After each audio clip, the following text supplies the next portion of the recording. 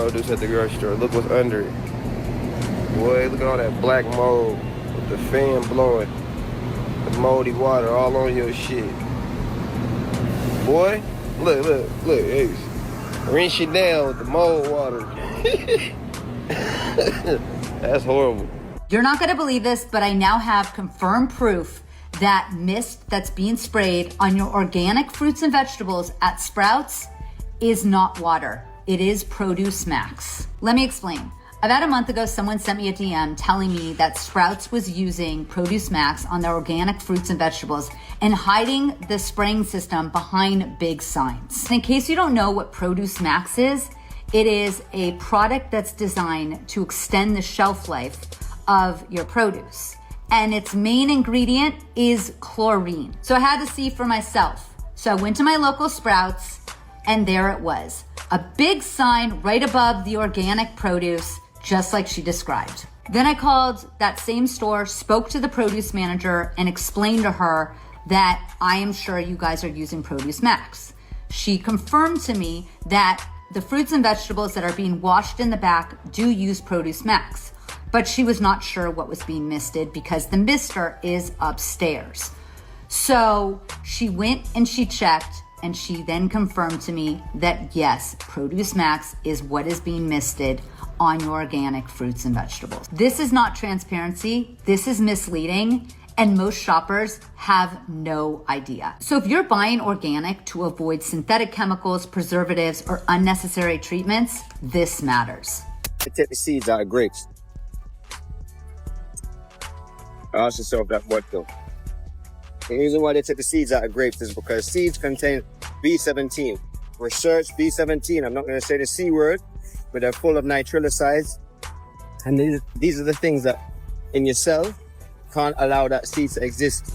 That's why all grapes now are seedless. You must get seeded grapes, not seedless grapes, and chew down the seeds and swallow them. Don't spit out the seeds, because if a fruit doesn't have seeds and it can't create new life itself, it can't create new life in you, and you're not going to get good cellular growth with just sugar. So seeded grapes, go and research it, do the research, thank me later. Love from Barbados. Ashay, hey, let me show y'all something right quick. I don't know if you knew, but when you got 4 butts on the bell pepper, that's female. 3 is male. 3 male. 4 female. Your fruit has coatings on it, what those coatings could be, and how you can get them off. Follow internal and post notifications. All your fruit has a coating on it. It could be one of several things. So you see as it starts to come off, it's going to be some form of a wax. All right. So here's what you want to look for. Well, here's what you make sure you don't want to see on your apple. When you have a 4 there, that means it's covered and coated in pesticides, and it's covered with a wax.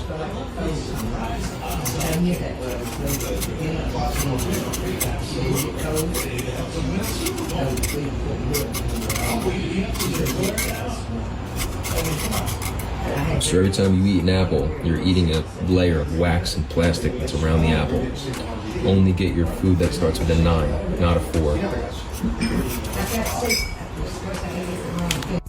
So it could be a hydrocarbon wax, a derivative from the oil industry, or it could be carnauba wax on organic fruit that's made from a palm leaf, or my favorite is the shellac or the excrete of the lac bug. Oh yes, sometimes I just like to take the bug poop and grind it up and put it on my fruit. The problem with this stuff is we tried to melt this off. So if this is just wax, it'll melt right off. So we put these apples in the oven and tried to melt them all, the wax off. But what we found was this wax doesn't melt till over 200 degrees.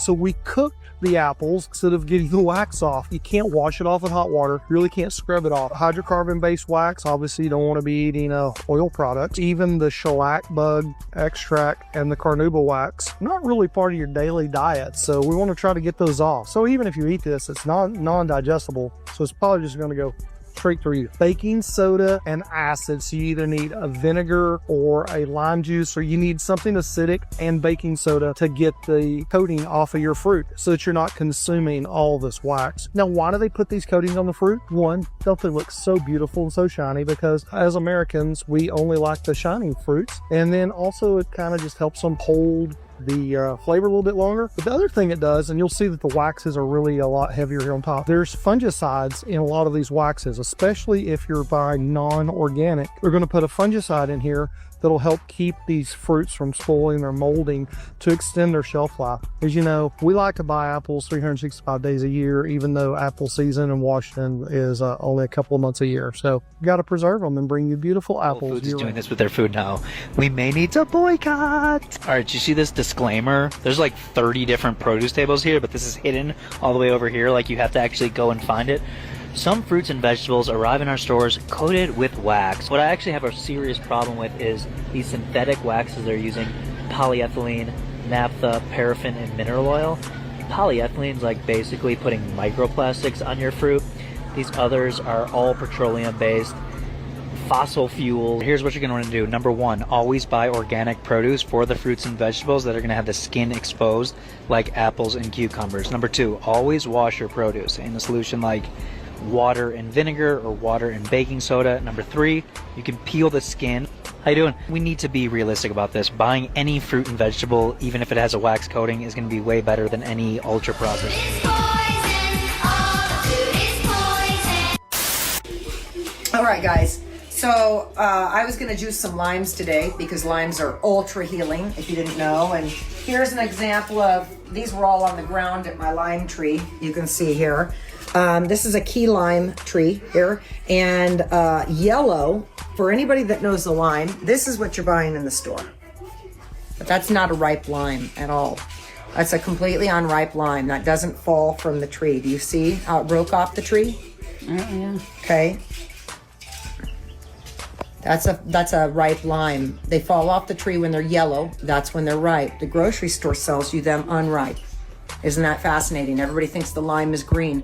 The lime is yellow, just like the lemon, but they pick it unripe. I don't know why, but that's the truth about it. They're yellow when they're ripe. This is a super medicinal food. If you ask me, far superior to the lemon. It's totally overlooked at the store. The only time people buy it is to throw it in their Corona or a little bit on their shrimp or fish, but otherwise it's completely overlooked. It's time you put the lemon down and you start getting a hold of these limes. Okay, friends, family, what you're looking at here is a Hass avocado. This rough-skinned avocado doesn't come from nature. This was designed by a man named Rudolf Hass. You can research that. This is one of the most popular and common avocados on the market. So these are cheap, 2 for £1, because why? They have no nutrition inside them. They didn't come from nature, and if you eat these things, they will damage you. On top of that, this is what most guacamole is made from, most avocado oil is made from. So avoid these if you can.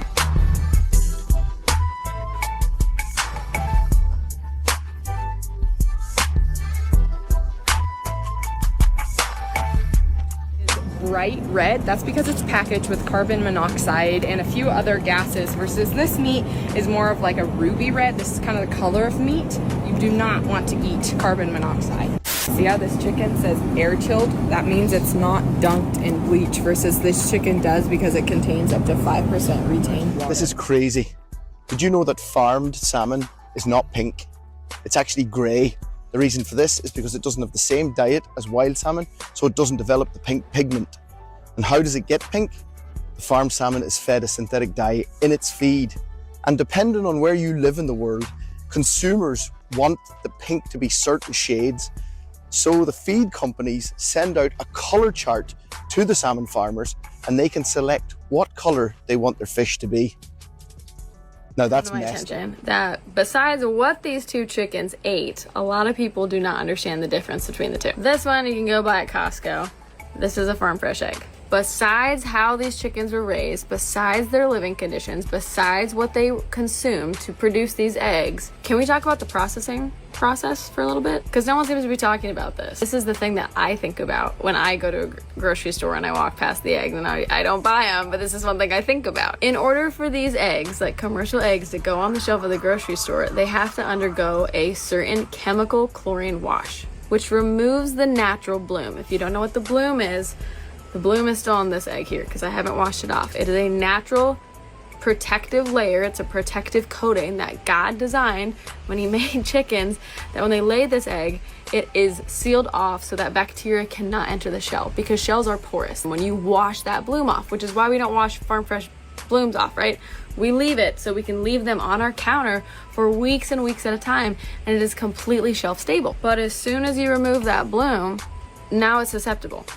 Now bacteria and things can enter the shell, and that's why you have to refrigerate it.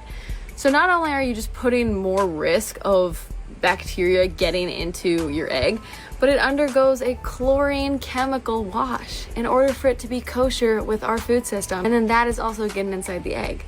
And then you're touching it, and you're cracking it open, and it's getting in your food, and you're consuming it.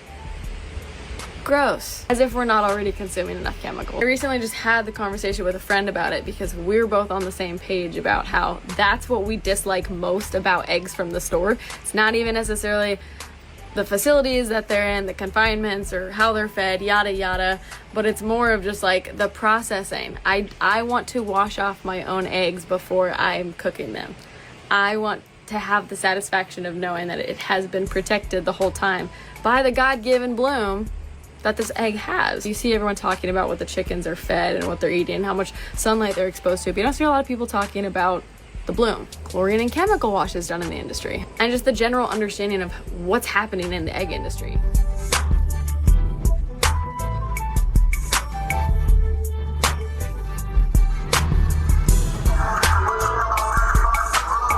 An industrial park in a suburb west of Chicago, something unprecedented is happening. So you're using this gas right now to like cook your food. And we're proposing that we would like to first make your food with that gas. You better believe it. Their pioneering tech uses carbon and hydrogen to make the stick of butter you see on this plate. Looks and tastes and feels exactly like dairy butter, but with no agriculture whatsoever. It's really just our fat, some water, a little bit of lecithin as an emulsifier, and some natural flavor and color. Fats are made up of carbon and hydrogen chains. The goal here, replicate those chains without animals or plants. And they your bubble, but if you eat cheese, you're gonna wanna watch this. One of the ingredients to make cheese is rennet. And oh, guess who's come in and taken over that process? The one, the only, Pfizer. Probably nothing, but a whopping 90% of cheeses sold in America uses a genetically modified version made from Pfizer. I don't want the word technology associated with my food or with my health at all. And again, just in case you missed it, yeah, read the bold for me. It's probably nothing. Why is biotech infiltrating with CRISPR technology? Okay. And I just want to give a shout out to these demons who have allowed it to be. So thank you, FDA. I trust you.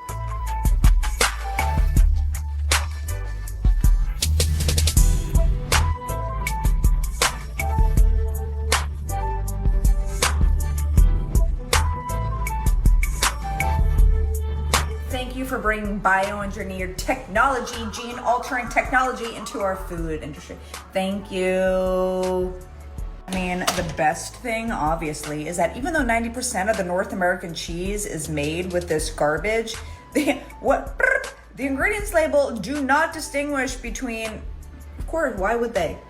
Why would they? Oh, wait. Oh, you think you're safe because you're a vegetarian? Side note, if I'm craving cheese, which is like, I might buy it 2 times a year, okay? I only buy one cheese. Because A, it's the highest content of protein in any cheese. B, it's not made in America. So that would be Parmigiano, okay? And I just want to highlight this real quick. Okay, Parmesan is a fake cheese made in America. You want Parmigiano, you want the G. If it doesn't have a G in it on the menu or on the label, do not put this garbage in your body. You want the Parmigiano from Italy. Oh, and one more thing. Just like Pringles aren't considered chips because they don't have the percentage of real potatoes to equate to a chip, Velveeta, surprise, surprise, is not technically a real cheese. So what are people eating? I can't. I mean, last thing I'll highlight, are we surprised here? Profit over people. F these demons.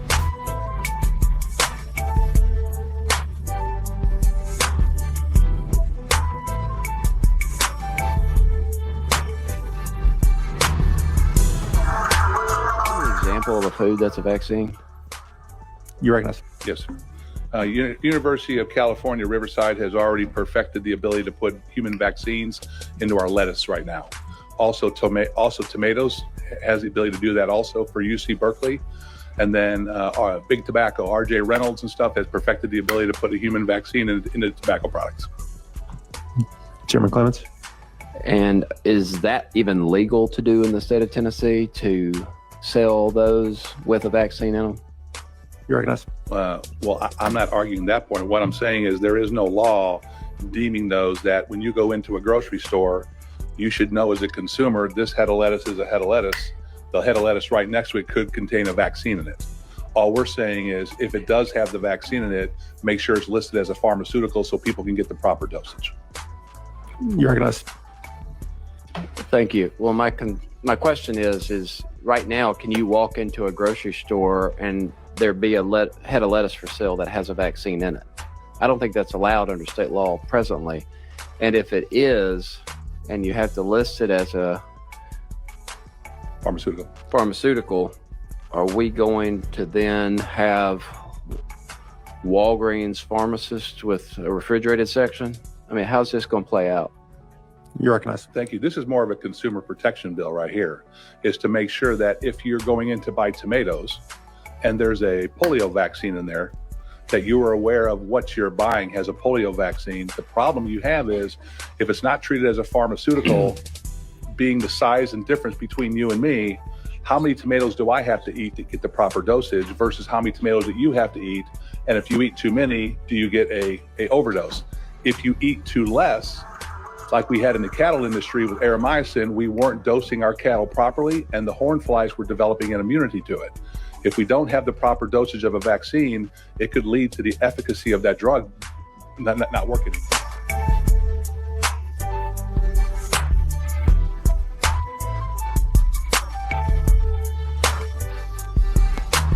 How to look for real milk and the differences between real milk and fake milk. Make sure to bookmark this and share it with your friends. When you're buying milk, it's kind of like the egg deal. You can figure out where the milk came from by looking on here. So there's a lot of things here. Best by, used by. This is going to be the milk plant ID, and we can look that up on old Dr. Google and figure out where this milk came from. Today is October 17th, and this milk is used by December 10th. All the raw milk at my house is good for about 10 days to 2 weeks. And that's fresh straight from the cow within a day or two of it being milked. So we don't know when this milk came out of the cow. We're here in mid-October with milk that's good until mid-December.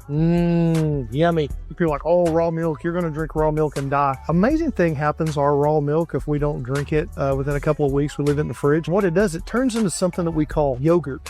It's what happens. The raw milk doesn't really rot. It just, all those natural cultures and enzymes that are in the raw milk that are part of what helps your body actually digest milk. Those are what actually held the milk turn into cheese, cottage cheese, and cream cheese. The reason is this is ultra high temp pasteurized. So extremely high temp pasteurized, high temperature for a long time. So what's the difference in this? If you move your milk purchase over to local yokel, you're going to get low temp pasteurized. I'd love to sell you raw milk, but that's not legal in the state of Texas or any state. You have to go direct to the farm to buy raw milk. Our milk at local yokel is not raw milk, but it's low temperature pasteurized and it's not homogenized. So it means you still got to shake it up because the cream is on top. That makes it easier for your body to digest that milk. And a lot of people that are lactose intolerant, they're not lactose intolerant, they're ultra high temp homogenized intolerant.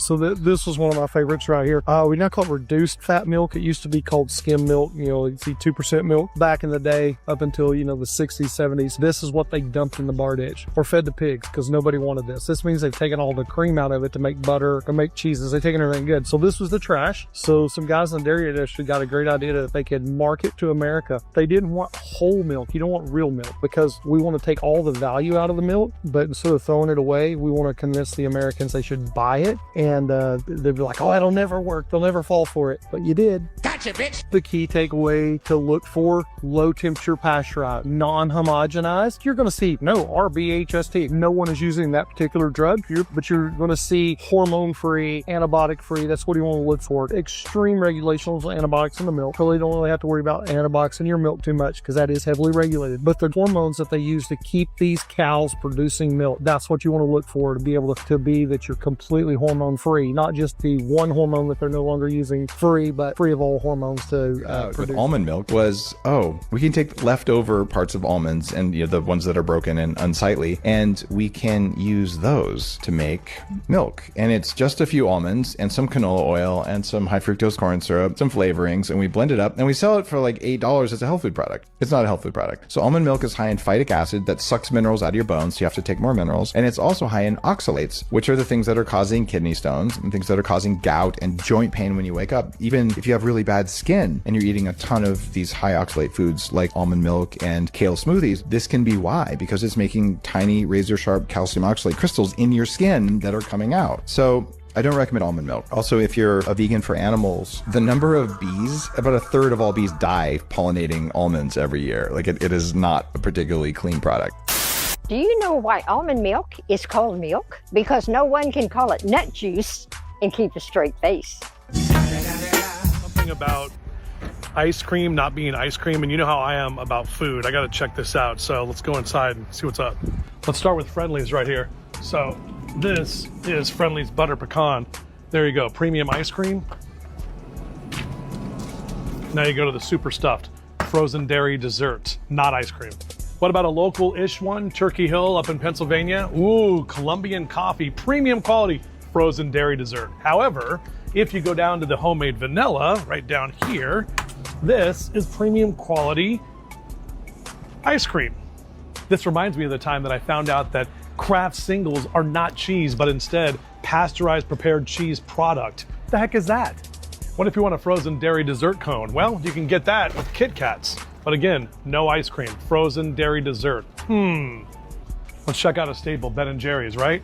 All of these, look at this, right there, says ice cream. Every single one of these, ice cream, not a frozen dairy dessert.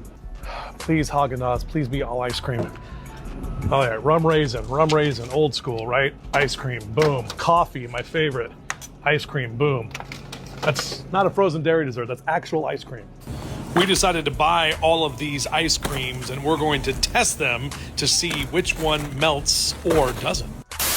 And the premium ice cream that I usually buy was out of stock for this weekend.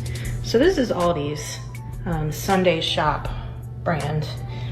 Accidentally left it in the back of my trailer from Friday night until late morning over the Labor Day weekend, late morning on Monday, and it did not melt. Like, what kind of chemical, disgusting wizardry is this? Pull over, Zach. I'm gonna hurt your feelings a little bit here. Okay, so it says no artificial dyes on the top. So you think it's good, okay? And it's actually really hard to read the ingredients on this.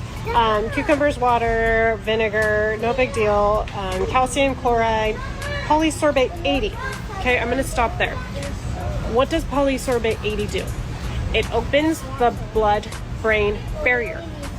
So the blood-brain barrier is there to keep things from going into your brain. It opens that. So if we're opening that and consuming things that are toxic or anything we shouldn't, guess what? Where's it gonna go? You should never be consuming polysorbate 80 is where I'm going. And for some reason, they're putting it in pickles. I don't need to read any other ingredients besides that to know no to our Vlasic friends. Whoa, what's in that Blue Dawn dish detergent? This is the platinum and regular Blue Dawn dish. Everyone knows what this stuff smells like. It kind of like sticks around on the pan even after you've washed it a million times. I'm not a huge fan. Don't like the flavor. I think it stays in my food. I just can't get rid of it. Anyways, let's figure out what it is. All right, so I've been experimenting on Headspace GC. That's what these are. These are our Headspace GC containers, using sparkling water to get better volatilization rather than flat water. And the water I've been choosing is this Saratoga Spring sparkling water. Like a perfect carbonated water. Super clean to use for this. A little bit goes a long way. Let's give it a go. On to the Headspace GC, positions 3 and 4. All right, Dawn dish detergent. This is the regular Blue Dawn, and this is the Dawn Platinum off the Headspace GC. All right, so if you remember, I put CO2 in there. I put some sparkling water, and so that's what this big blob in the front is that's the CO2 carrier gas. I think that helps volatilize the small stuff. So when you zoom in to more of our analytical zone for flavors and fragrances, then we get really good sharp peaks. It is limonene, so it's a lemony flavor. So dominant flavor in the Platinum. I mean, it seems like they contain pretty much the same flavoring fragrance ingredients, but different levels ever so slightly. And then in the regular Dawn, it's this ortho-tert-butyl cyclohexyl acetate, and I know this molecule already. Better known as Verdox or green acetate. I've seen this before in a bunch of other cleaning products and fragrance products. So it's got this, it's tert-butyl, right? So there's the T-butyl cyclohexyl acetate. That's the tert-butyl group. That's a really sticky group. And it also probably gives it some heat stability. And so my guess is even if this ester pops off, you're still going to have a flavor or a smell, and that's my guess is that's what's sticking to your pan. Video on YouTube if you want the whole thing. All right.